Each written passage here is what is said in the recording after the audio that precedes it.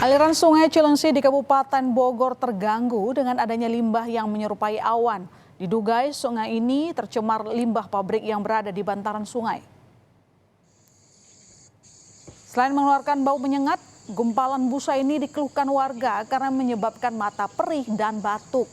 Diduga busa mirip awan ini akibat pencemaran limbah dari pabrik yang berada di bantaran sungai. Selain itu, sejumlah ikan juga mati.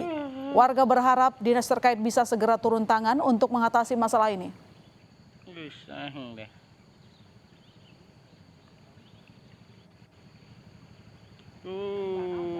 Berubah warna menjadi hitam pekat, bau dan berbuih itu dari tahun 2019 sudah ada fotonya kita di jejak digital.